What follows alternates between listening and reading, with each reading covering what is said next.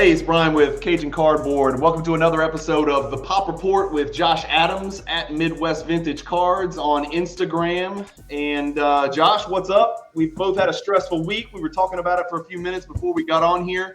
Tell me what's going on in 100 words or less this week and why it's stressful. What's up?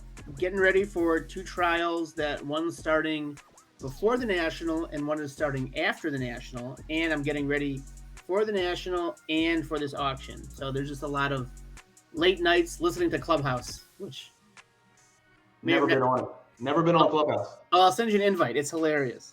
I don't think I want to invite. I don't think I have enough time slots in the day to add another hobby, segment into there. It's already bad enough with PWCC, Golden, eBay, 57 other. Yeah, I'm good. Don't send me an invite to Clubhouse. I hear y'all talking about it all the time. I might like it, and that could be detrimental to my marriage and being a father. Oh yeah. I use it to fall asleep. Seriously, I put it in. I pass out. I'm waiting for the time when someone clicks on me to talk, and I'm sleeping, and I hit the button, and they hear the snoring, which only matters. Your trials don't settle. I thought all trials settled. I'm not a real attorney, so I don't go to court. I don't litigate, but I thought all trials settle, right? No, these two are not settling. They don't want to. They're not. They're not pleading. They're not pleading. They don't like the offers that are being offered by the government, and the other guy just can't plead. So yeah. That's true. Again, I'm thinking of civil litigation where it's all about money, right? And nobody wants to lose more money or pay us to, work by the hour. I forget you're a criminal attorney, so that's a whole different deal, right? Do you ever have clients who you say, hey, you need to take this, and they don't? Oh, that's every client. They don't listen to me. Why would they listen to me? Yeah. So your job is basically to make them see things from someone else's perspective, right? Hey man, I just tell them which road they can choose, and I just drive the car down whichever road that is. Yeah. Most of the time it's off a cliff, but you just tell them which way you want to go. I'll do it. Hey, you tried. Well, I've had a little bit of a stressful week as well, which is pretty unusual. And as a real estate attorney, usually I don't have too much stress going on, but this is pretty stressful week. I'm excited because I just got back from Houston. My daughter, who's a sophomore in high school, I have two daughters that play soccer. One's going to play in college next year, and another one is a sophomore aspiring to go play in college. And so she got to play in front of a bunch of coaches at a showcase down in Houston. She was invited by another team to come guest play, and so she had a fantastic weekend. So it was a really good weekend for us, a very productive. I told her, I said, this is a business trip. You go out there and you go let them know who you are, right? And so she went nuts, and it just went really well. We got to see some old friends that had moved away from Louisiana to Houston. So good weekend for me as well. But I'm happy to be back on the cards. We're late, obviously. Anybody who actually watches this, I think there's 4 people that watch this. Yeah, your wife, you guys. Your wife, my wife, twice, so we get more views, and then maybe 2 of my kids, and that's about it. Even your kids told me they don't really like this, right? They don't like me. They can't understand my accent. They don't know what's going on. So we are late. So this is probably going to come out. Let's see, Wednesday on June 8th. So if we say something that sounds stupid about the finals or something like that, where something's changed, please forgive us. But as always, we got 3 topics, Josh. Okay. So topic number 1 came out of nowhere. Literally 7 minutes ago, I got a PSA grades email on the biggest PSA submission that I've ever sent to PSA. And so there's a little bit of background behind it, a little bit of story. So I'll talk through that and get your thoughts on that, and maybe even solicit some advice from you on what direction to go with the cards that I'm getting back. Topic number 2, I'm so pissed off. On the way back from Houston, I'm in the car with my daughter, and I'm about 2 hours and 15 minutes into the crossover, right? So the crossover episode from Friday night. I never watch it live. I don't stay up late. So I'm always watching it on replay, and I'm thinking I got a 4-hour drive from Houston. The crossover will take up 2.5 hours. It's going to be easy, smooth sailing. 2 hours and 15 minutes into the episode, they start talking about our planned topic, which is sports movies. I couldn't believe it. So no matter what I say, it's going to sound like, we're riding coattails. I'm taking Chris and Christina and Josh's topic, and we're stealing their topics. But you can vouch for me that early last week, I put this topic down. We were going to talk about the greatest sports movies of all time. Right. More specifically, I'm going to talk about the greatest basketball movies of all time, and then put it out there, and let's see what people think in the comments. I think it's going to be a fun topic. So forgive me for the overlap between us and the crossover. maybe we'll do it better. We'll probably spend a little bit more time on it and go into a little bit more detail on our lists. But we like to do lists because people enjoy that. And then lastly, we are going to talk a little bit. Next week, we're going to have a guest on here who is a national veteran like you, not as veteran as you. I know you're going to make sure he knows you've been to more than him, right? So we'll put it down in pins so everybody knows you're the GOAT. But we'll have another guest on. We don't have any chump guests. If somebody comes on here and they're a guest, they matter. There's a reason on here. They know more than us. They're taller than us, something like that, right? So just to give you a hint, this guy's taller than any guest we're ever going to have on the episode. He's larger than life. Yes. He's larger than life, clearly, just like the Jordan insert from the 90s, larger than life. Right. So we're going to talk about the National next week with a guest, and that'll be fun because you guys are veterans. I'm a total noob, never been. I am literally, you're driving Miss Daisy. I'm with you, and I'm going to be your sidekick. I'll be happy to watch your table in exchange for you just teaching me what to do and how to navigate the National for about 4 days. But we're going to talk a little bit about it today. So we're going to do a little bit of a preview, me and you just talking about some dumb questions that I'm going to have that other people out there in my position who have never been there might have that you may take for granted because you've been to a million of them. How many Nationals have you been to? Every year since 2004, except for 2020. That's a lot. Now, I'm not going to do the math, but it's a lot. 17, 18, 19, something like that. So exciting. So we'll talk about a little bit about that. And then again, next week's episode, the entire episode for an hour and then some is going to be just about the National. We're going to break it down. We're going to talk through it, give everybody some advice. I'm not going to give any advice. I'm going to ask the dumb questions, and then we'll solicit comments. And maybe on IG this week, I'll even ask people to ask questions about the National, and we can get you and our guest next week to address that. So anyway, enough about the three topics. Let's get going on topic number one. As I mentioned, again, this is not me beating my chest, but I'm very excited. I got a lot of energy. I just got back a 45 card order. All 45 were 1997 PMG Reds. So all of these cards were in my PWCC vault. I'd picked them up over the past maybe 4 or 5 months. As many of you know, I was building the set. And so a lot of these 45 cards I sent were commons. Some of them were duplicates. Some of them were actually big cards. And a few of these cards actually were cracked and resubs because I didn't want them in a BGS blue label, right? Authentic Altered BGS case. Or I didn't want them in an SGC case. No offense to SGC. I think they're reputable and I think highly of them, but I'm trying to go purely PSA and BGS on this.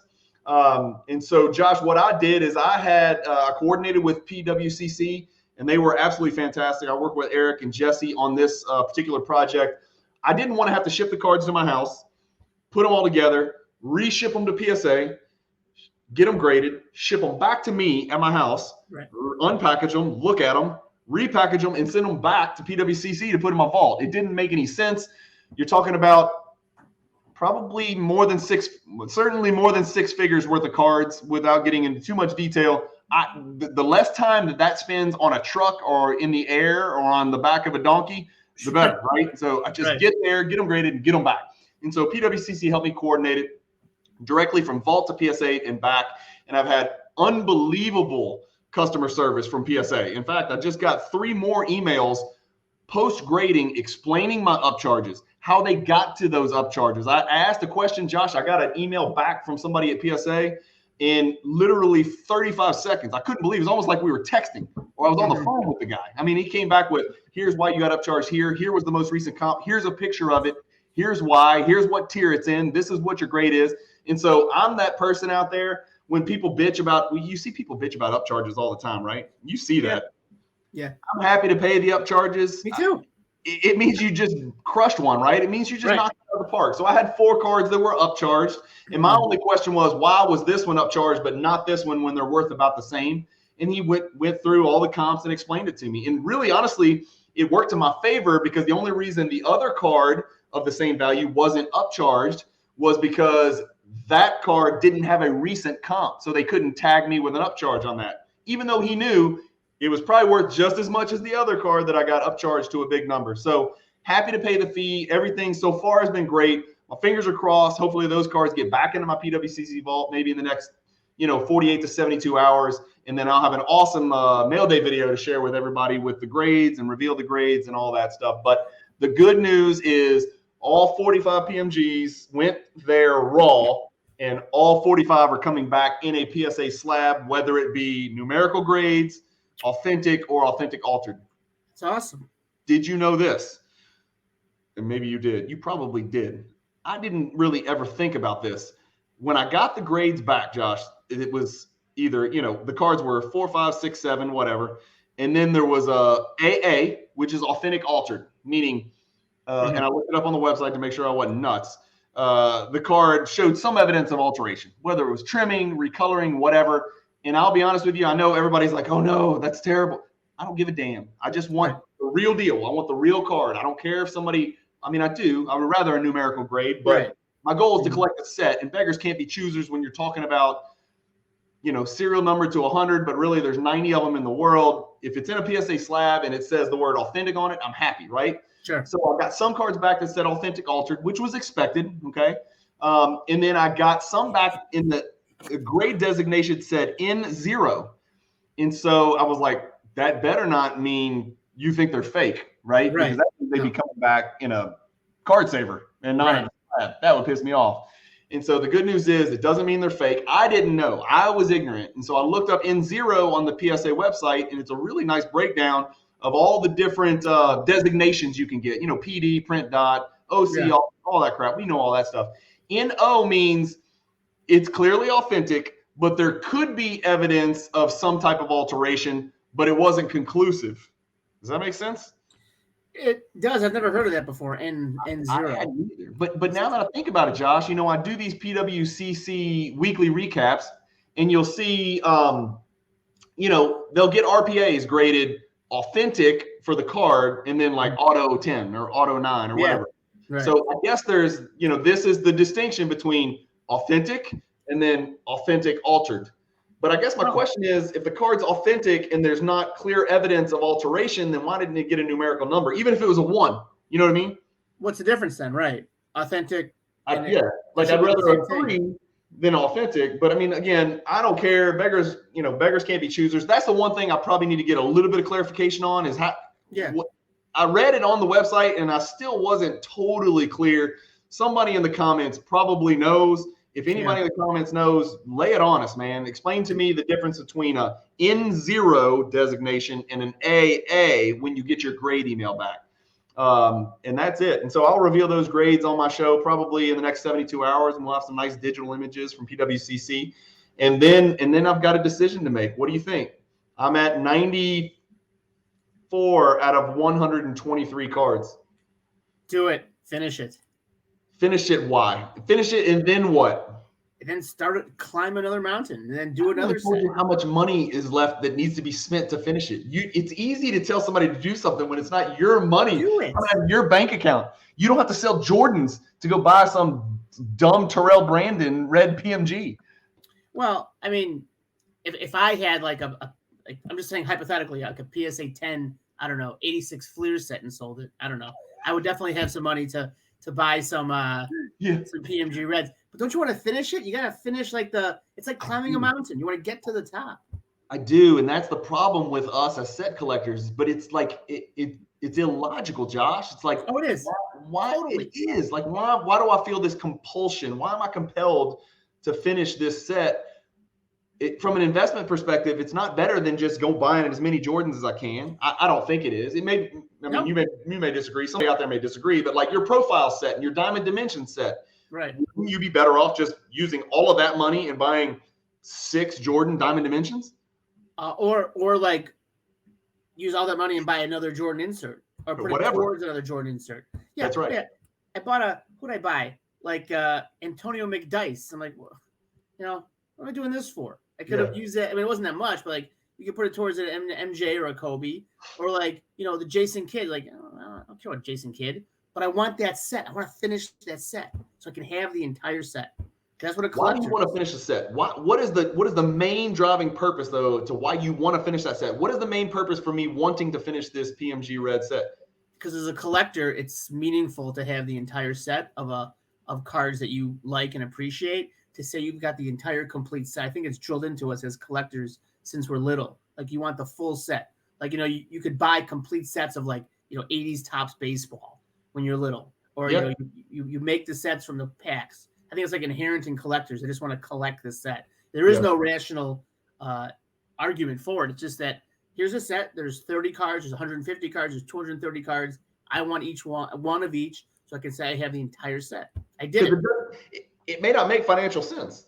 Oh, it absolutely does. I mean, it's a hobby. It makes no financial sense. Yeah. Like, I did a 48 leaf baseball set, and I'm spending money on no-name guys just because it's a short print, and it's like $800 for a card. You're like, this is dumb. But no, I want the whole set. They're hard to find. My buddy here in town collects vintage baseball. You got to meet him. I'm going to bring him to the National, not this year, but next year. I'm going to make him go. I'll even pay for him if I have to. But he's staying in town, so he's not coming with me. I needed somebody to travel up there with me. But he mentioned this to me about an hour and a half ago. He's like, "Why don't you collect the 61 Fleer set of the 57 Top set?" And I was like, "Man, look, I just got through this 86 Fleer set, and that's my crowning achievement. That's the biggest achievement I've ever had in the hobby, and I've sold it, right? The thing that mattered the most to me, I sold it, right? Because it made sense financially. It would have made a hell of a lot more sense to sell it a year ago. But it still worked out. And I started telling him, I don't think I can go through this shit again, man. I'm going through it. Excuse me, this stuff. I'm going through it on this 97 PMG Red set. And, a Keith Van Horn, raw on eBay is $4,000, man. That's a lot of money for a completely random card of a player. Right. If the card was blue, I would have no interest. If the card was gold numbered to 1, I wouldn't want the damn card. I wouldn't want a 1/1 Nebula Keith Van Horn. Why in the hell do I want to spend $4,000 on that? And I think the answer is you're right. There's no logical explanation. I just need closure. Even if it means I'm going to sell it when I finish. Right. I just got to get it first and then sell it. And that doesn't make sense. What's wrong with us? I did that. I had a 33 Gaudy set, finished the set. I'm like, I'm done. I don't want 230 commons of guys I've never heard of and don't even care about. I sold all of those and kept the roots. I think I've mentioned this before on the show. I bought cards that I wanted with that money. Yeah. But I kept the roots because the roots are awesome. I've got a huge decision to make. And let me tell you. Do it. I know, but dude, I just finally got a little nest egg to bring to the National, to have fun, to buy more Jordans and Giannis and LeBrons and Doncic and Shaqs, the 5 guys that I collect. And I'm sorry, who's the last guy? Shaq.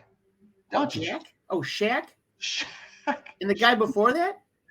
Doncic? Giannis? No. LeBron? He doesn't play hockey, does he? Doncic? No, dude. You're thinking of Joe Sakic. Oh, that's right. Buy Joe Sakic cards. What are you buying Doncic cards for?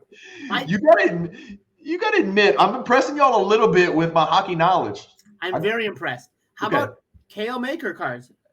He's gonna win. He's gonna win the Conn Smythe. Makar. You gotta pronounce it right. If you're gonna be a hockey fan, nobody's gonna believe you're a hockey fan like me unless you can pronounce the names right, man. He's awesome. He's gonna win the Conn Smythe. Colorado's winning the Cup. They're amazing. You should buy him. You should buy McKinnon. You should buy. What is the Conn Smythe? Is that like NBA Finals MVP? That is the Stanley Cup Final MVP. Okay. What's the MVP of the season? Oh my God, I'm drawing a blank. Yeah. The Hart Trophy. The Hart Trophy. So the Ross Trophy is for who has the most points during the year. Yeah. The Hart Trophy is for the MVP. They can be the same person though, right? Oh, they could. Usually they are. It seems like they would often be the same person. Often they are. Okay, yeah. Often they are. I've got to believe Gretzky's got a few of both. He does have a few. Just a few. Well, you've got my word. I'm going to buy a Gretzky when we get to the National. Anyway, that's topic number 1. We were talking about that PMG set. Let me know in the comments what you guys think I should do. And here's why it's a little more imminent than I would like, is because in the June premier PWCC auction, there is a Rodman BGS 8 that I don't have. And it's going to be a huge number if I chase it. And I know there's going to be other people out there that chase it. It's not just set collectors that collect Rodman, right? There's Rodman collectors out there. He's a very collectible player. Man, he's got some of the most badass looking cards out there. His Noise Boys, his Badass, his Jambalaya. He's just got some really cool cards. So, it's not like Ray Allen. Well, Ray Allen, they collect him too. But, there's guys out there, Antonio McDyess, right, There's not that many McDice PC guys, but if a McDice Red PMG comes up, all the set collectors are all like sharks in the water, right? But with Rodman, it's the set collectors, right, and the freaking Rodman collectors out there. There's only so many PMG Reds, and a BGS 8's a pretty good grade, you know, a little bit above middle of the road, I would say. It's about the same as a PSA 6, which is a little bit better than average grade for a Red PMG. And I'm gonna have to make a decision, man. So if I'm gonna go, that Rodman is gonna be the what's the word? I don't want to say the straw that breaks the camel's back, but it's gonna be the threshold. I'll either cross it or I won't. If I don't pick up this Rodman, I'm probably gonna try to move this partial set and then just recalibrate like I did with the Fleer, and then just kind of reassess where I'm at in the hobby. But if I go for the Rodman, I'm sprinting to that finish line. Awesome. Sprinting to that finish line. Well, or at least I'm gonna try. And everyone's saying the hobby's down. Shit's expensive. Sorry, pardon my language. Stuff's expensive. Yeah. It is down though. I'm telling you, you don't look at. Well, you got to realize you're living in a different world. You're swimming in a different pond. I mean, I'm looking at this from the perspective of I deal in cards that you would never even look at, Josh. So I'm looking at, and part of it's because of the content that I do on my channel. I'm looking at silver Jaylen Brown PSA 10s. I'm looking at Brandon Ingram Select Concourse Silvers. You don't even know what I'm talking about. I'm speaking. No idea, but they sound cool. So you're seeing Jordan cards, and some Jordans are down too now. But you're seeing Jordan cards set records. You're seeing RPAs set records. You're seeing hockey doing really well. You're not seeing what's happening to some of these guys that came in the hobby and bought what they were told. And that's true. I hate to see, you know, some people will say, I told you so, and they'll enjoy it. I don't get joy out of other grown men coming into the hobby in 2021, buying at the peak in February or March, and buying what some what's the word? What's a euphemism where I don't cuss? What some talking head, right, on YouTube told them to buy. Literally has videos saying, buy these 5 cards and crap like that. Again, I have lists and I have top 10s and I have top 5s, but it's never these are the 5 cards you should buy. I never tell people go buy this card. I'll tell people what I'm buying, and you can do whatever the hell you want. You can call me an idiot or you can join the club. But you know, a lot of these people, Josh, they came in 2021. They weren't buying cards like you and me collect. They were buying like, you know, I'm thinking John Morant silver PSA 10s and John Morant's, you know, courtside PSA 10s. And, you know, even these guys like Doncic and, you know, their cards are significantly down over the past year, and they've done everything right. Doncic has done everything right, you know, and their cards are down. And so I feel for those people because they're taking a bath. And I hope they can kind of regroup and lick their wounds and then reattack the hobby in a more educated way. Yeah. I'm worried they won't. Right. It's a learning experience. Everyone learns and they come back. Hopefully they stay in, right? I don't think they will, Josh. I don't think they will, man. I think, and let me tell you why, though. It's twofold. Number one, people just don't have unlimited money. If you put $100,000 into this hobby in 2021 and you bought the wrong cards, you've got $20,000 right now. You got murdered. Yes, you went from 100 to 20 if you bought the wrong card. If you bought the commodity cards, you got destroyed, with very few exceptions from a commodity card standpoint. But the other reason I don't think a lot of those people are coming back is because they only got in the first place because they wanted to make money. They didn't get in to go buy a Jordan Diamond Dimensions and say, look at this Diamond Dimensions. They got in to buy Zion, fill in the blank, Nebula, Jolly Rancher, Cookie Crumble, PSA 10. I'd buy that card. Like 6 weeks later, right? That's why they got in the first place. And when that backfired in a huge way and they got their butt handed to them, I don't know if those people are coming back. I don't know if we want them back. I do. I think the more the merrier. I'll tell you, vintage is really hot right now too. Like there was stuff I was looking to buy that I put off for a long time. It's like way off of I can't even touch it now. I might have an awesome mail day on Sunday for us. Hopefully, good. Days. Okay. In 4 days, I'll know. It's very well. exciting. You're saying vintage is on fire. I can tell you, I'm going to fill in the blank. You're only talking about vintage baseball. Vintage basketball is not doing well. No, which is weird because there's like 2 sets, maybe 3. It's weird, right? I'm looking at the Kareems. I was doing the PWCC recap on Monday. The Kareems are down. The Wilts are down. It's not good. But I'm hearing vintage baseball is killing it right now. I don't know personally, but I know you would know, you know. But not that you'd ever sell a card, so it doesn't really matter to you. But it's no, there's some stuff that I've wanted to buy for a long time, and I'm like, it's always going to be around. And now it's like it's so expensive you can't even touch it. I don't know if it's going to stay like this, but I mean, there's stuff that I want that sometimes I just buy it because I want it. Yeah, we'll get to that in topic 3, but it's like I just want this and I want to stop looking for it, so it's worth it to me to pay the extra money. Pay the premium. Stop looking for it. Yep. Yeah. Like, how much do you charge an hour? Me? I don't know if you want to get the trade secrets.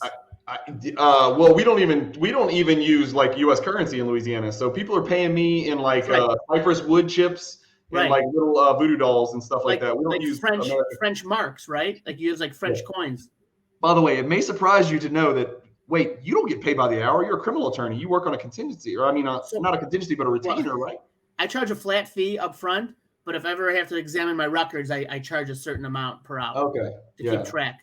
So some transactional attorneys do bill by the hour, but I'm a residential and commercial title attorney, so I'm really just facilitating real estate transactions. If you buy a mobile home, I close it. If you buy a shopping center, I close it. If you buy a skyscraper, I close it. If you buy, 500 acres in the swamp, I close it, right? So I'm handling all different sorts, but we charge on a per transaction fee. Right. And so we don't really bill by the hour. A very rare exception where I have to get intricately involved and actually do significant legal work rather than just, clarifying the title. Sure. People are falling asleep. We're losing people, Josh. Okay. That's all right. Well, the point is, no more law talk. Your time is worth more than just looking for the 100%. Looking for the stuff. No more law talk. I am law talked out for the week. That applies to my stupid PMG thing. The fact that it's like, well, I've got other guys that are collecting it, and they're like, man, you better get that card. I'm like, dude, it's $2,000 more than the last comp. Well, you may never see it again. That's always the answer, and it always works. And I'm like, shit, you're right. I may never see it again. I better go overpay like a mother to get this card and put it in my set. Pay more now or pay more later? I think so. I think with certain cards, yes. Certain cards, right? Yeah. Like the Downtown Zebra Prism 1/1. Yes. Of whoever. It doesn't even matter, right? All that matters is the zebra, right? Exactly. All right, topic number 2. Enough on topic number 1, which ended up being like 7 topics. But topic number 2, we're going to stay on point here, okay? And I'm going to screen share. We're going to start talking about movies, greatest sports movies of all time. How do you want to attack this? I've got a list of my top 5 basketball movies and then 3 honorable mentions. I put thought into this, and I looked at a bunch of lists online just to make sure I didn't forget anything. So I basically compiled a big pool, right? And then I narrowed it down to my 8. And then I ranked them legitimately in order that I like these movies. And so I've got basketball movies, and then I've got 5 non-basketball sports movies that I would put in my top 10 along with these basketball movies in some order. What kind of list did you put together? So I did, because this is a basketball podcast. Yep. I did 5 hockey movies. No, I'm just kidding. I did 5 basketball movies and then 5 other just various sports. So if we should do basketball first. That's perfect. Let's do basketball first. It's your show, my man. You tell me. Well, it's my show. Then I'm going to make you go first. What is your number 5 basketball movie of all time? White Man Can't Jump. Oh my God! Did you really put it number 5? How did you put that number 5? How did you put that number 5? You're a white man who can't jump. You're a white man who can't jump. It hit too close to home, so I couldn't. I guess I didn't really rank these, but if you want to, I could switch that one around. But I mean, no, it's your list. You rank it. So look, and I'm just going to tell you, I got White Man Can't Jump number 2 on my list. All right. It really hit me because I played high school basketball. I played college basketball. I played basketball all my life. Born in Louisville, Kentucky. I know a lot of people don't know that. So I'm not really Cajun. I let out the greatest secret in the hobby right there. I'm not from Louisiana. I just live here. And I've kind of transitioned into a Louisiana resident. But y'all have no idea how not Cajun I am. I don't think anybody who hasn't been to Louisiana doesn't quite understand what that word even means. Mm-hmm. But so I'm from Louisville, Kentucky, which is, in my opinion, the heart of basketball in our country. Indiana will argue. New York will argue. I know Chicago will argue. Oh, yeah. Right. Louisville, Kentucky. So White Man Can't Jump was really, really important to me because it came out right around my senior year in high school, if I recall, maybe 91, 92, 93, something like that. Yeah. Wesley Snipes, Woody Harrelson, Billy Hoyle, right? I'll never forget. They're out on the courts, Venice Beach. And me and my buddy who saw it together, who played high school and college also, We swore before we were dead, we're going to play pickup on those Venice Beach courts. That's how much we love that movie. Oh, man. We never did it. No. And I'm running out of time. No, you're still young. You can still ball. You can still play. Nobody's going to pick me up, man. I'm 48. Yeah, that's true. Nobody's going to pick me up. I can still shoot it, but somebody's got to create space. I'm just like I'm kind of the Nemanja Bjelica of Baton Rouge, Louisiana. So I'm a pacer, an incredible lockdown defender, just like Bjelica. I have no idea who that is, but I'm sure. Sounds like a hockey player. He does. Is he a defenseman? No, he is a horribly stiff big man who can shoot the heck out of the 3-ball, but can't guard anyone. So he fits in great on the Warriors. He sounds like Nikolai Vucevic. He does. Vucevic is a significantly better player, right? And an all-star. He's an NBA all-star, dude. You can't disparage Chicago Bulls players when's the last time you had a center? Bill Cartwright in '93. Okay, well, that's 37 years ago. Luke Longley was good. Really? Was he? Won 3 championships. I don't know. How many all-star teams did he make? How many All-NBAs did he make? 3 How many times did he average 11 points a game? 7. I doubt that. I don't know. Anyway. 7 games. All right, number 4 on your list. Teen Wolf. Okay. So you took liberties here. Go ahead, explain yourself. Go ahead. Listen to me. You got to realize a lot of people watching this are not going to be old like us, so they may not even know what the hell you're talking about. You know that there's a TV show that you just made me feel very old. All right, everyone watching, if you don't know what Teen Wolf is, it's a movie with Michael J. Fox where he's a teenage boy whose family men are werewolves. There's apparently a new show on like some channel that's like updated with this show, like Teen Wolf. 1985. Here's the cast of Teen Wolf. We've got it pulled up on the screen. Michael J. Fox, fantastic. Again, we're going to date ourselves. He was famous from the sitcom Family Ties, right? With Jason Bateman's sister, Justine Bateman. This girl, Susan Ursiti, was like his sidekick, the girl in the movie. I thought she was more. She was kind of lame. She wasn't that good looking. She wasn't that funny. She wasn't that likable. But fantastic movie. Go ahead, finish the story. Yeah, it's going to sound like your kid made this up, but this was a very popular movie in 1985. It was one of the most popular movies in the 80s, and he plays on a high school basketball team, and the team is terrible, and they're so bad. And then one night, Michael J. Fox becomes a werewolf, and he uses that to change to be a werewolf during the basketball games and leads him to the state championship. Yeah, and you can't leave out that the actors in the movie were also horrific basketball players. It was horrible basketball acting as well. Oh, it was so bad. It was terrible. So corny. We're about to get to, and I'll tell you this, I think Woody Harrelson was a horrific basketball player. Like, I could tell Wesley Snipes could play and White Man Can't Jump. Wesley Snipes could ball. We could tell he could play. He just had a little bit of a swag. You could tell the way he handled the rock and everything like that. Woody Harrelson's shot was horrific. I can tell you right now, I don't care if he was in some celebrity thing, I would destroy Woody Harrelson if we played one-on-one at any age of his life and any age of my life. He was terrible. But Michael J. Fox was like 5'1" on a good day wearing Skechers, and he was terrible at basketball. But the thing is, when he turned into the werewolf, it was somebody in a werewolf suit. It wasn't him. Right. So he went from Michael J. Fox is this little 5'1" guy with these teeny tiny John Stockton shorts on playing basketball. When he turned into the werewolf, it was a different actor in a suit who could really play. And so it was just hilarious. Like not only did he grow hair and claws and get like half taller, but he actually got good at basketball. It was awesome. Now, again, is it a basketball movie? I don't know. It's your list, so it's number 4 on your list. At its heart, it's about a werewolf that makes a basketball team better.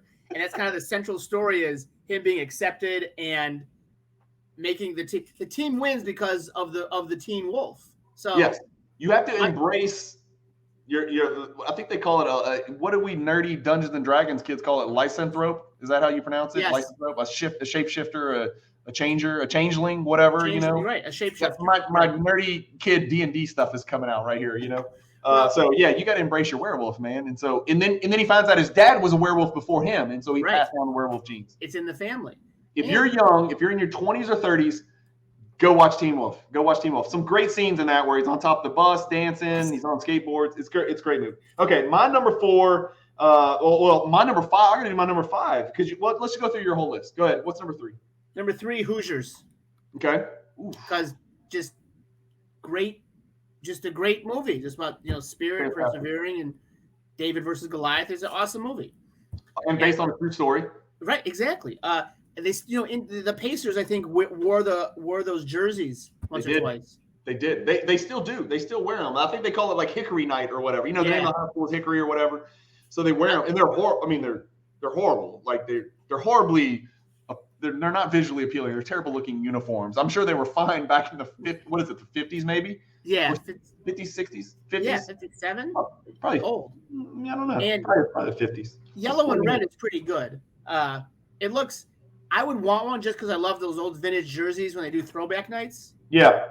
And I think it's cool, but yeah, you're right. I'm with you, man. Look, and there it is. I mean, even young people have to know about Hoosiers, right? Hoosiers is absolutely fantastic. Gene Hackman, Jimmy Chitwood. I don't know what his real name is, but I just saw it on there. I don't know. It doesn't really stand out.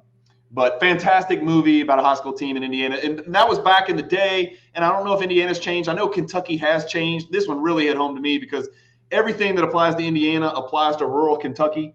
They had one state championship, right? And I don't know how it is in Chicago now. And I don't know if they have public, private, and classifications and multiple state championships. Different classes, division. They have that here. Well, I don't know if that's changed, but until relatively recently in Kentucky, there's one state champion.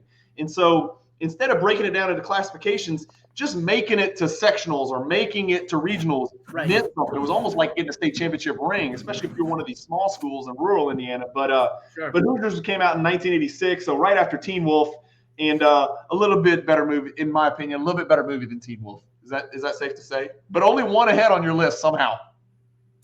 There was no real ranking. I mean, Reimer Reese, I just threw down the 5 that I really liked. Yeah. I loved Hoosiers. Hoosiers number 3 on my list, Josh. There you go. Great minds think alike. Fantastic movie. Anyway, and I think the high school championship game was filmed in Butler's Fieldhouse. It was, if I'm not mistaken. Yeah.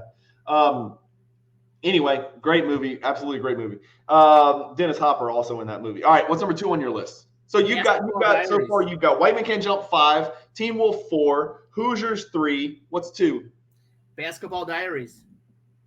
That's interesting. Is that the drug user Leonardo DiCaprio movie? Leonardo DiCaprio. I love that movie. It is so good. I read the book by Jim Carroll, and I really liked the book. Really liked the movie, just about struggling and overcoming adversity. And he was a good player, but he just he couldn't kick the habit, and he did eventually. But it's a fantastic movie. Never seen it. I've watched it twice. Once when I was 17 when it came out, and I watched it about 5 years ago. It's fantastic. What was he addicted to? Crack or opium? Heroin. Heroin. Yeah. The White Dragon, man. We'll get you. Interesting. All right. Well, that's number 2 on your list. Basketball Diaries featuring the great Leonardo DiCaprio. Pre-Titanic. That's a 1995 movie. That is pre-Titanic, right? Yes. Yeah. So pre-Titanic, 1995 movie. So a decade after the great Teen Wolf. And, you know what TV show he was in? Huh? What TV show was Leonardo DiCaprio in? TV show. I don't know. Should I know this? I'm drawing a blank because I'm old. The one with Alan Thicke and Growing Pains. What? No, he wasn't. That's Kirk Cameron. Yeah, he was in that at the end. Leonardo DiCaprio was in Growing Pains? 100%. With Alan Thicke and Kirk Cameron? Uh-huh. They adopted him in the last 2 seasons. They adopted Leonardo DiCaprio? Mm-hmm. Amazing. Leonardo DiCaprio does not take a backseat to Kirk Cameron. Let me just tell you that. I agree with you. And here's another here's how hockey ties into everything. You know who Kirk Cameron's sister is? Candace Cameron. Who? Candace Cameron. She was on Full House. Never heard of her. What are you killing me then? But anyway, Candace Cameron married a hockey player named Pavel Bure, who played for the Vancouver Canucks. I remember Pavel Bure. Pavel Bure was a stud. The Russian Rocket. If I've heard of him, he had to be damn good in hockey, right? Because I wasn't looking for it. I have his jersey still. I'll wear it next week. Please, I think you have to almost. You have to. Okay, number 1 on your list. I'm scared. I want to guess. I'm gonna try to guess. Can I guess? Yeah, sure. Space Jam. How did I forget Space Jam? You forgot it. Son of a bitch. Let me guess one more time. He got game. I should have put that in. That was an honorable mention. It's an honorable mention. Okay. Hoop Dreams? Okay, Hoop Dreams. Good. Okay, guess what number 1 on my list is? Love and Basketball. No, Hoop Dreams. Oh, there you go. So finally you got one right. Yeah. Right. Actually, you got Hoosiers right. You and me both had Hoop Dreams 1, Hoosiers 3. Let me tell everybody what Hoop Dreams is, because Hoop Dreams, woo, brother, this was one of a kind, life-changing movie. And let me tell you, it was so easy to identify with these two kids. And they had such a different path. Both of them were fantastic high school players. Hoop Dreams is back in 1994, so 1 year before Basketball Diaries. And it followed. I remember Arthur Agee and then William Gates. That was the other kid's name. So William Gates is kind of like the chosen one, right? He kind of developed early. He was a fantastic AAU player, a real physical kid, came from a basketball family, had an older brother that played basketball. Really good Chicago. This is both Chicago, right? Yeah. And so William Gates went to the same high school that Isaiah Thomas went to and played for, I think his name is Pingatore, right? Yeah, Pingatore. He just died. Did he really? And didn't he? Year. I think he ended up being an assistant coach with the Spurs. I might be wrong on that. No, he stayed at St. Joe. And St. Joe's just closed last year also. Did it really? The school closed down, yeah. Wow, okay. But Catholic high school in Chicago. And then Arthur Agee was a kid who was super talented but thin, wiry kid, went to Marshall, which was kind of, my perspective of it was just kind of Chicago public high school, a little more chaos, a little less structure. Neither one of them were super affluent, right? They had to get out of the, for lack of a better word, the hood. I mean, they had some pretty destitute circumstances.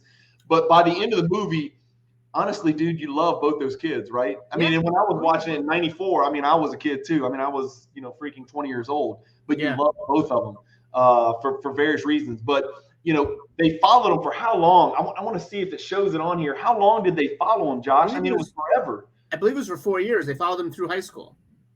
Was it only 4 year? It seems like longer, but yeah, I guess you're right. I think it was just for high school. But, there was Pingatore always resented how he's portrayed in the film, right? Because Aggie couldn't afford the tuition, and they didn't have a scholarship for him. So the guy, see ya. But Gates was like their star player, so they're like, but it's kind of the way they made it look was like he kind of like cast and look, in a nutshell, and there's going to be a twist to this too. We're about to talk about it.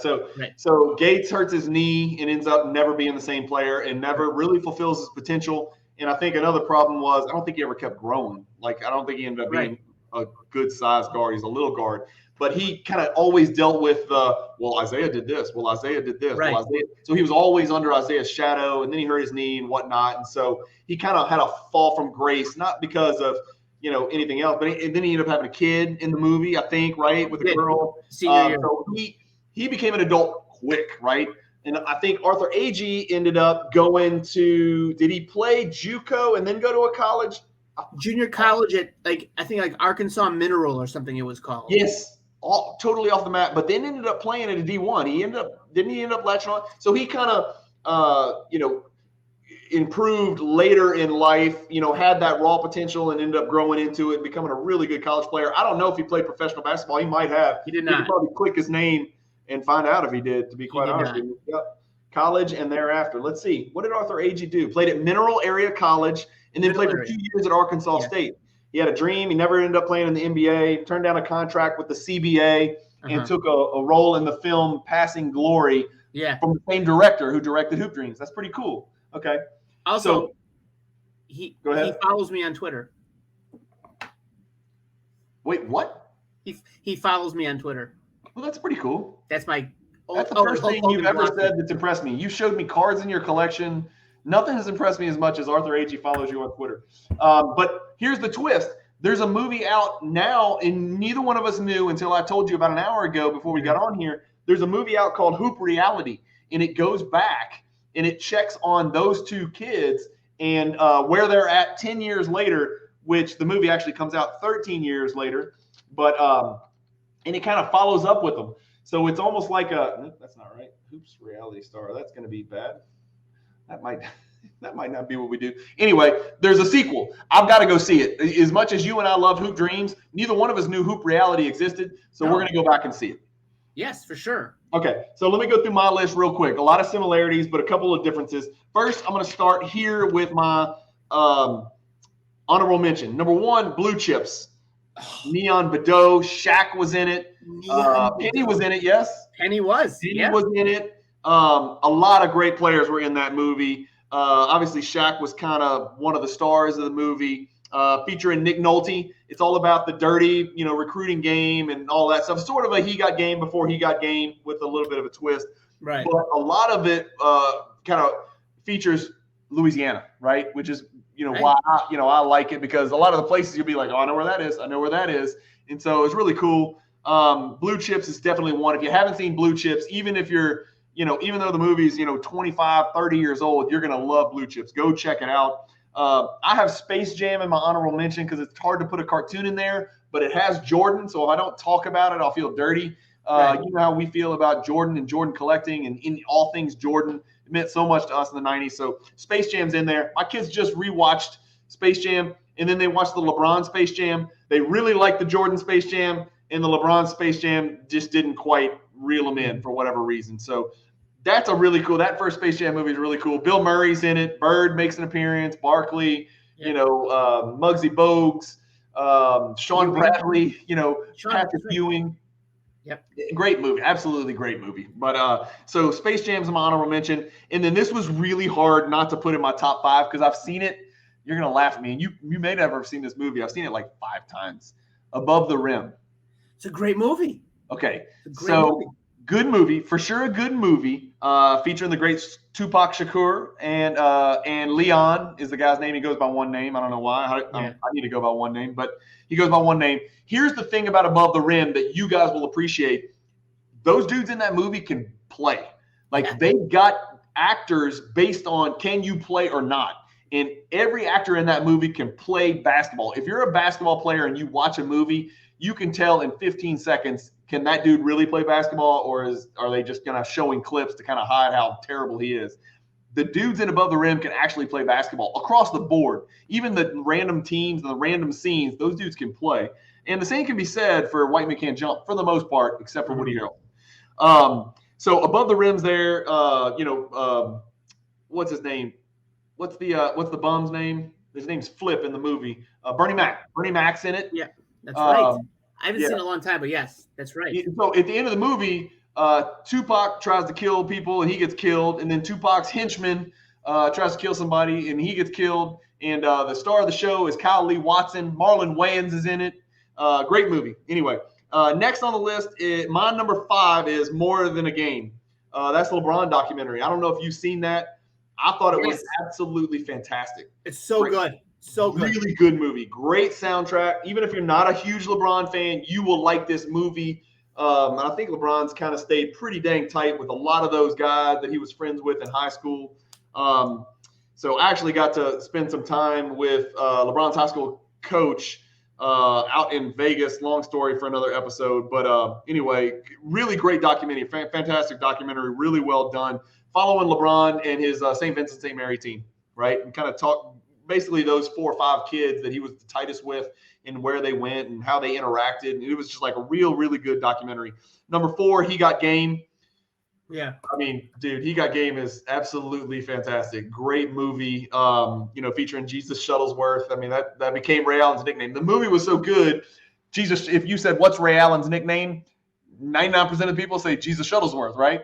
Right. Really cool name. Somewhat probably sacrilegious, I would think, but nevertheless, that was his name in the movie. So He Got Game's number 4 on my list, with featuring Ray Allen and Rick Fox and a bunch of other great players, and of course Denzel Washington was phenomenal in that movie. Next is Hoosiers, number 3, just like on your list, number 3. Number 2 is White Men Can't Jump. And number 1 for me is Hoop Dreams. So we both agree on Hoop Dreams. If you're watching this and we're done with topic 2 and you have not seen Hoop Dreams, you got to go see Hoop Dreams. Just go find it. I'm sure it's free on Netflix or Prime or whatever the young folks use. I mean, they got like Hulu sticks or Fire sticks or whatever. Whatever the crap's called. It sounds like a drug. So go find Hoop Dreams. I'm going to go find Hoop Reality. I'm going to watch Hoop Reality before we get back on next week for sure. Too. I've got to go find that. I'm sure we can download that for free too. But and the cool thing about Hoop Reality is It was produced by MCA from the Beastie Boys. Yep. So one of the original Beastie Boys, MCA, he's actually got a name. It's not just MCA, but he produced that reflection 10 years later of Hoop Dreams called Hoop Reality. So, and then there's one more movie that neither one of us had seen, but we kept seeing it come up on lists called Gunning for that #1 spot. Yeah. And so I've got that one pulled up. Gunning, there it is. Okay, cool. So let's pull it up. So here's the movie. Babito Garcia's in it. Cool. I didn't know that. So on Wikipedia, I pull it up, and there's the kind of the picture of the cover of the movie. The movie came out in 2008, but I think it followed like the 2006 high school senior class, or maybe graduating class. And it was basically, they follow 8 high school basketball players, real players. So this is a documentary as well. And the first Boost Mobile Elite 24 Hoops Classic, and gunning for that #1 spot is about these 8 guys trying to be the #1 ranked player overall in the class. And everybody that's old like us is going to recognize all these names. Some of the young people will recognize Kevin Love, of course, and Lance Stevenson, maybe Tyreek Evans and Beasley. But Jared Bayless, who played at Arizona, Michael Beasley, Kansas State, Tyreek Evans, Dante Green, Brandon Jennings, played overseas and then played for the Bucks and had like 50 in his second or third game ever with the Bucks. Kevin Love, obviously UCLA legend and NBA record holder and possible Hall of Famer, believe it or not. That's another topic we need to do one time is who's next, who's in and who's out of the Hall of Fame that's not in yet. We should do a whole episode on that. You're going to have to learn more about basketball to talk with me about that. Well, how about that guy you mentioned, Izaguzzi, the guy who's the center for the you mentioned him earlier for the, what's his name? Did you just say Izaguzzi? Yeah, what's his name? I don't know his name. What are you talking about? The guy you mentioned is the center for Golden State. Nemanja Bjelica? Well, there you go, Bjelica. That's his name. Yeah, no, Lance Stevenson, Kyle Singler from Duke, Lance Stevenson. So they kind of follow those guys. But anyway, that's another movie. So that's it. So real fast, 5 other sports movies. I have 5 other sports movies. We can't go into detail. Not basketball.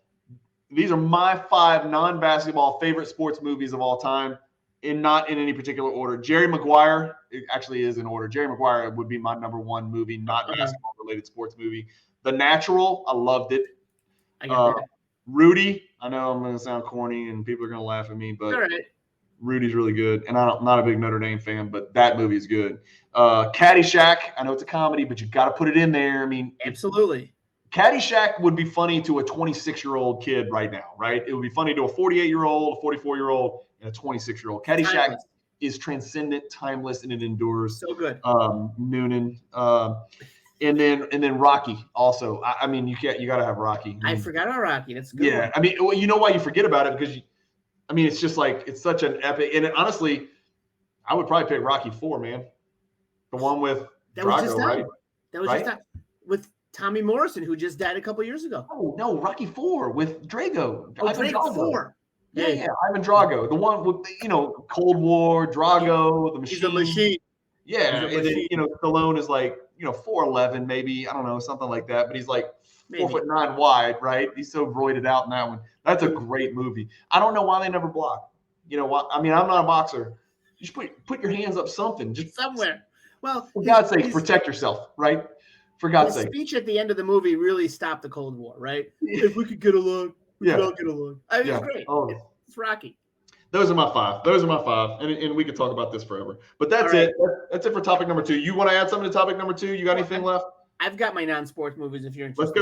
Let's go. I've got Slapshot, which is a hockey movie. It is hilarious. The Hanson brothers play in this 2-bit town. Paul Newman's in it. It's a great. Okay. You ever see it? Never. It's hilarious. You got to watch it. It's a comedy. Number 2 is Young Blood with Rob Lowe. It's Keanu Reeves' first movie. He's a young farm boy in New York who wants to play in the NHL. That's the National Hockey League. And he tries out for a minor league team. And he's a really good offensive player, but no real physical strength. So he gets in a lot of fights. It's just him is growing. And it's a good movie. Rob Lowe teaches him how to be a man. Right. Since he's so masculine, he would be a great hockey player. Rob Lowe would be the worst hockey player. Hockey players are tough guys. They are. Rob Lowe would not be a good hockey player. Terrible. He'd be better with that center that you just mentioned, Brizgalov. Yes. Brizgalov. Yes. He's a goalie, Brizgalov. Okay, sure. Then I have Pride of the Yankees with Gary Cooper playing Lou Gehrig. Okay. Great movie. Field of Dreams. Good movie. And I put The Natural up too. You like The Natural? I love The Natural. I think The Natural is absolutely fantastic, man. I made my kids watch that movie. My kids don't trust me on anything. They don't think any movies like before 2018 could be good. No. And I'm like, you don't understand. Like, I mean, fill in the blank. We're gonna go off the rails if I start talking about Indiana Jones and Star Wars and all that stuff. But there's a million bazillion. Now they're starting to believe me because of Top Gun. You see Top Gun 2 yet? I have not seen it yet. You gotta go see Top Gun 2. I hear it's good. It's really good. It's really, really good. Yeah, I was absolutely astonished. I was not expecting much. I saw it just almost out of obligation, and I walked out of the movie theater, and my wife and I looked at each other, and we're like, I am astonished. I cannot believe that movie was better than the first one. It was absolutely better than the first one. The first one was a pretty good movie. I'll have a hot take here. Can I have a hot take? Oh, okay. It's not that hard to be better than the first one. It was all right, dude. I mean, I hated Top Gun so much. Why? I hate it so much. Why did you hate Top Gun? It's so corny. I can't stand what's his face? Goose in there. The whole scene when he dies is just like, okay, I don't know. It just didn't. It was like, oh, it's so simple. Goose. I was like, no, it's not even stupid. I don't know. Dude, he crashed his head on the eject thing. It's not his fault. He didn't do anything wrong. I'm not going to sit here and let you badmouth Goose when he's number one, he's dead. Number two, it was through no fault of his own. They cleared Tom Cruise, Maverick, Pete Mitchell. They cleared him of all charges. So I'm not going to sit here and listen to you disparage that movie.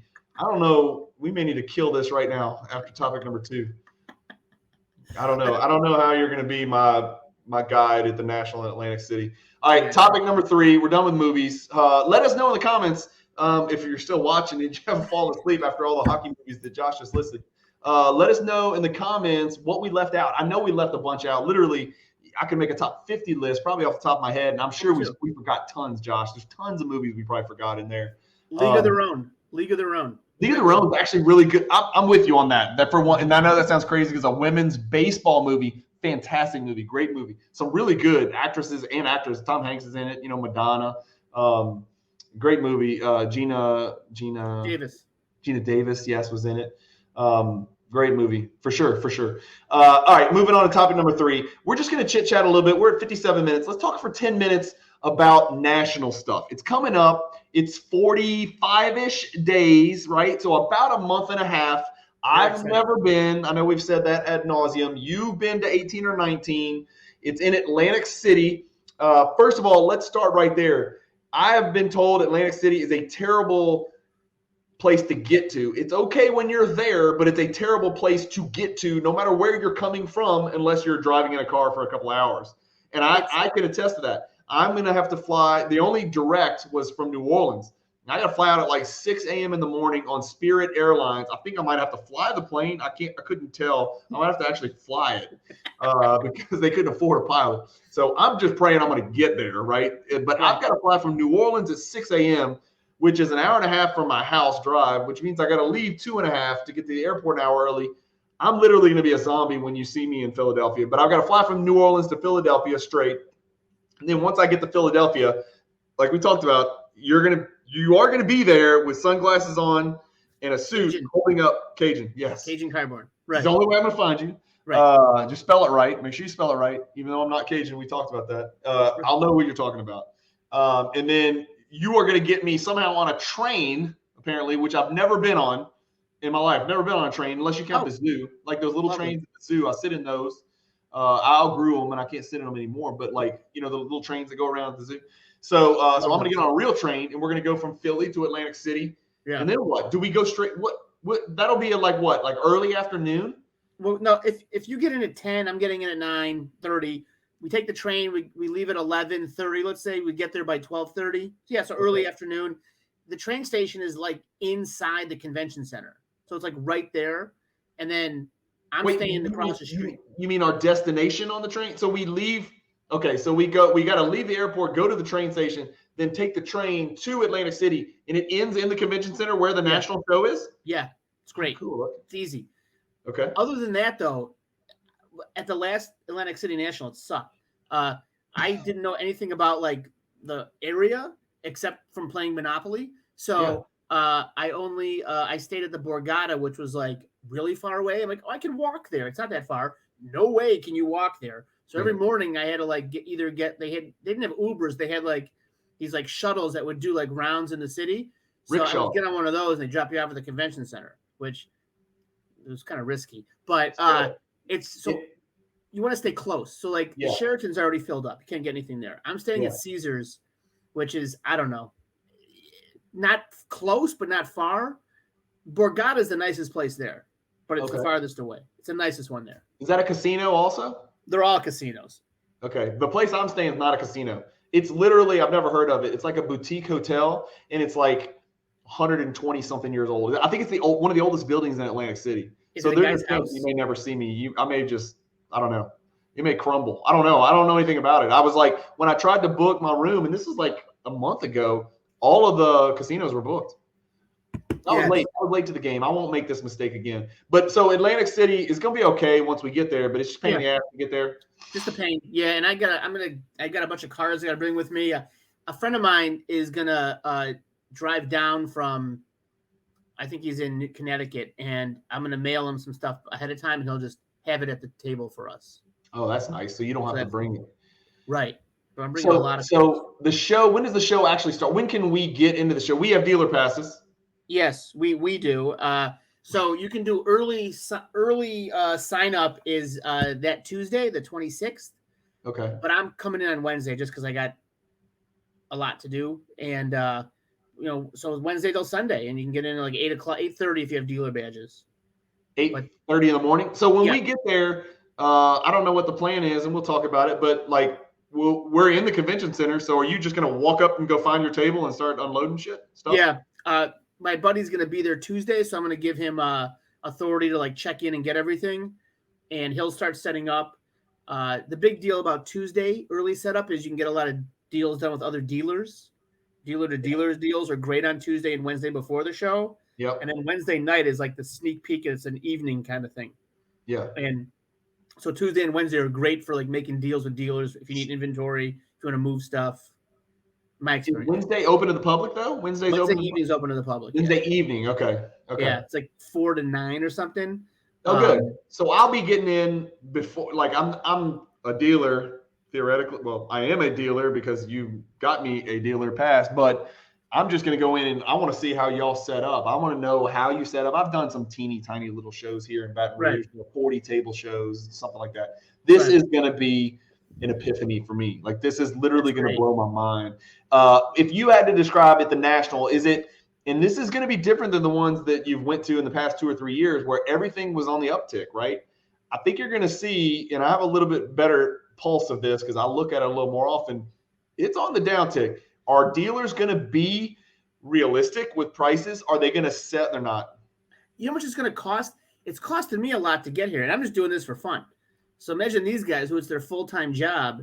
They've already, because think about it. If the airplane is like $350, and then the hotel is going to cost you probably let's say $1,000, just being, which is probably generous. More. 1,500. Well, the hotel is going to be, surely it's going to be $200 a night for 4 At least, nights. And then they jack you up on Saturdays. Yeah. Oh, that's right. I got my room on Friday night. No, Friday night my room is like double Wednesday and Thursday night. Yeah. So let's say conservatively 2,000, right, for the hotel. Is that too much? That seems like a lot. Let's just say 2,000 total. Well, what you got to pay something to have a table. What's that? Right. Oh, the table is $1,500. 1,500? Yeah. No. Hold on. $1,350 for one booth. So a double booth is $2,500. And they sell out. Oh yeah, because they sell them for the year ahead. So there's going to be a lottery Friday, Saturday, Sunday based on your number, your priority number. And the longer you've been there, the higher number is. And then you go and you pick your spot for next year. You got to make at least a 50% payment for next year to reserve your spot. Yikes. So they sell out. It's never a problem. But also, they sell out recently because half of the floor is now these breakers. Yeah. You know, we're like cracking, I don't know, downtown zebra prisms and, or whatever else they have. And it's just like, it eats up a lot of space where it used to be just dealer tables. Now there's this huge, just like empty areas of dealer, breaker, breaker. Yeah. And then we'll have, and again, I'm going to ask really dumb questions. So I'll be the first to admit I'm ignorant. So there's going to be a PSA booth, PWCC booth, a Golden booth, a Beckett booth, Slab Savers booth, a Card Ladder booth, fill it in, REA. There's going to be a 90s auction booth or no? So not this year, but I'm going to have like one of those retractable things. Yeah. They're called banners things, right? They're called banners. And I'll have consignment stuff, right? Yeah. That's awesome. That's a retractable thing. And I'll have, what do you call it?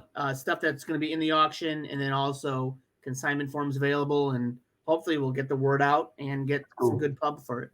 That's cool, because you got to hit the ground running in the fall. Yeah. I mean, I don't know how I'm going to work. Yeah, I'll work it out. It's going to be good. It'll be Somebody said you have a Shack Essential Credentials already. No? I do have a Shack Essential Credentials already. Well, that's a good start to any auction, right?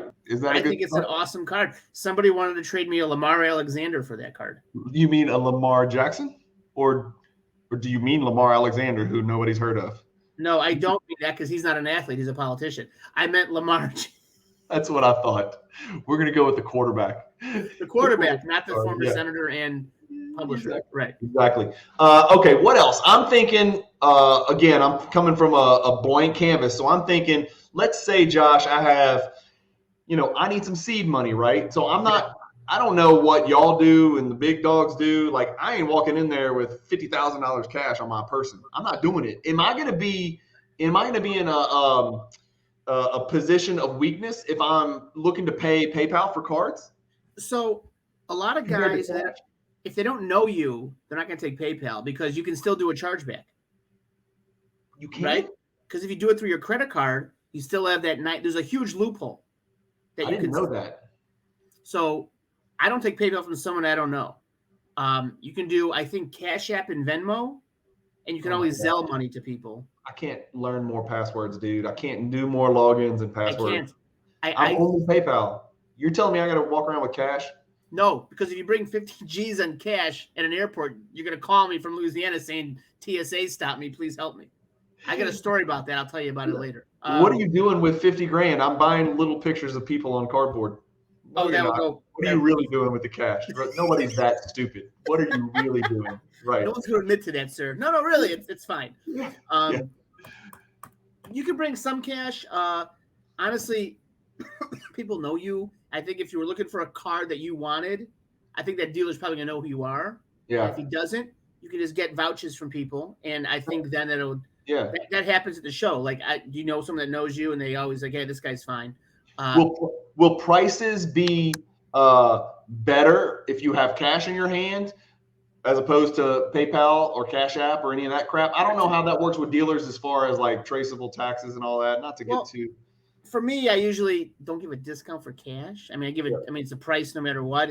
Usually I knock something off, right? Because there's enough cushion built in where I could give something off to somebody. Yeah. But yes, I know a lot of guys give you a discount for cash. Yeah. But I can't do too many more passwords or apps. I don't know how to. My brain's done, dude. I can't do it anymore. Like after 47 years of just accumulating usernames and passwords, and half of it's like one-time crap for my kids' sports leagues and crap. Right. I'm like, I got 60 different usernames and passwords scratched down on a sheet of paper in a vault. No idea what anything is anymore. No, I don't remember. And you don't want to use the same password, because then if somebody gets it once, they're going to get it for everything you have, right? So you don't want to use the same password. Well, tell me this. Let's say, Josh, I want to bring 12 to 15 cards that are worth maybe $50,000, $60,000, $70,000. Let's say somebody's in that position, and that's their seed money. They just want to get there and start making deals and move cards to get cash to go. You basically change out what they brought with what they want to take home. Is that doable? Right. Is that a doable deal? I mean, is it going to be? Am I going to be too overwhelmed if I have 10 cards that I'm looking to make moves on? Am I going to get fair market value or anything close to it from dealers? I mean, probably not, right? Because dealers are going to want a discount because they're buying it to sell it, so they're not going to give you like whatever the last one sold for. Especially if the last one is a car that hasn't sold in like 8, 9, 10 months. A rare car that you would have.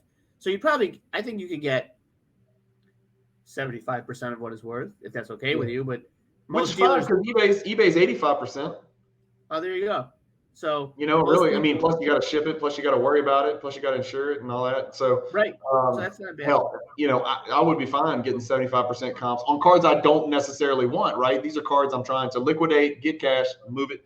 Right. Would dealers be more apt to trade up with you? In other words, hey dealer, I've got a big card. I like those 6 cards. Let's get something done. Is that more likely than the other way around? It seems like everybody's trying to funnel this way, and people are no longer funneling this way. Remember how cool it used to be on Instagram to post?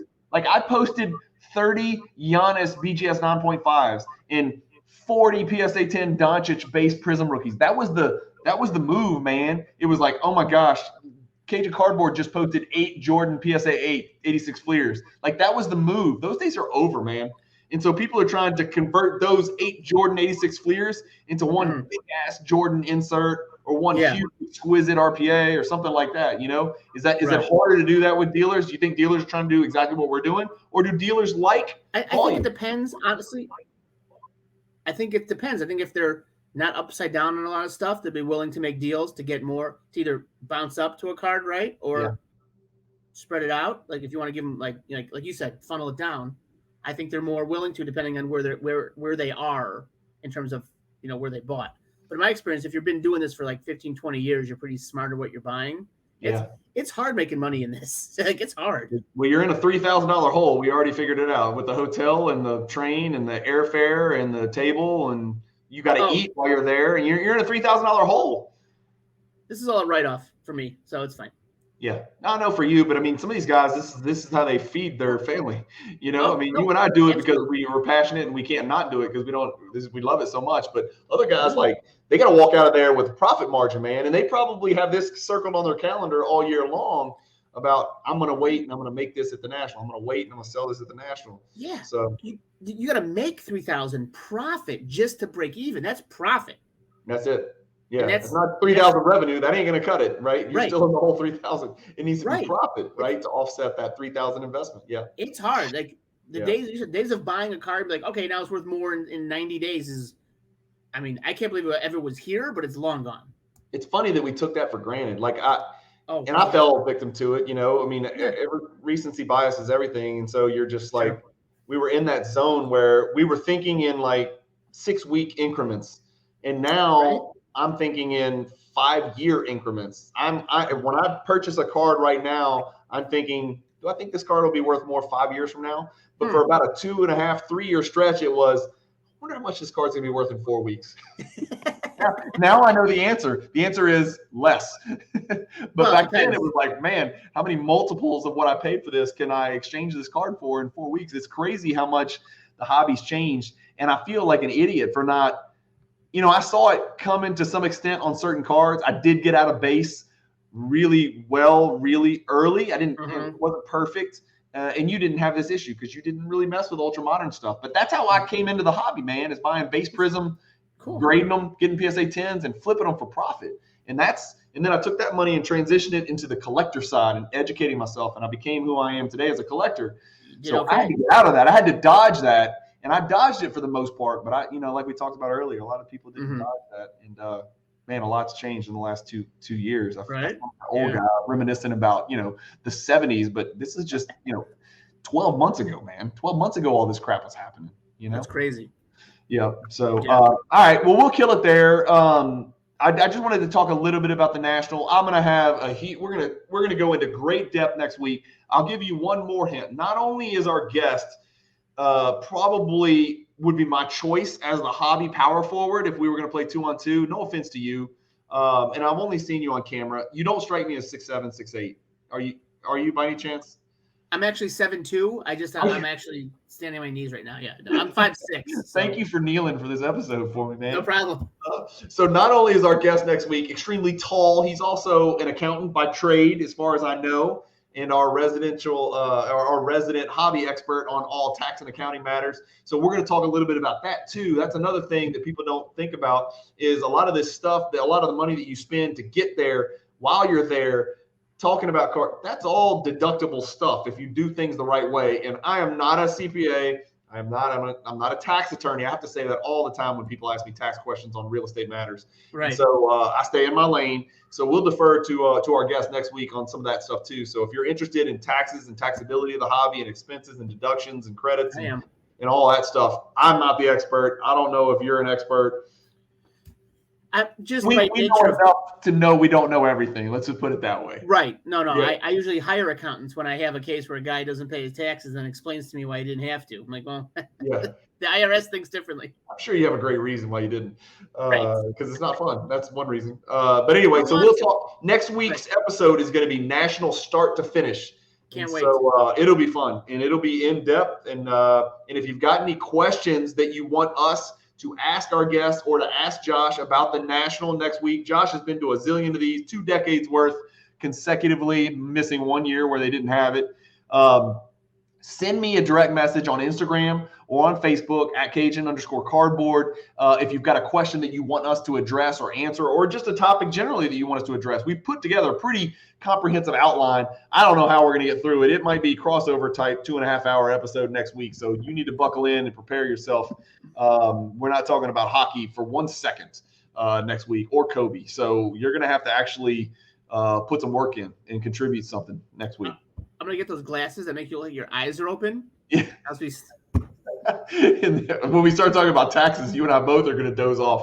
We're going to have to. We'll switch over to this screen right here, and we'll put somebody else on there. Let them talk about it.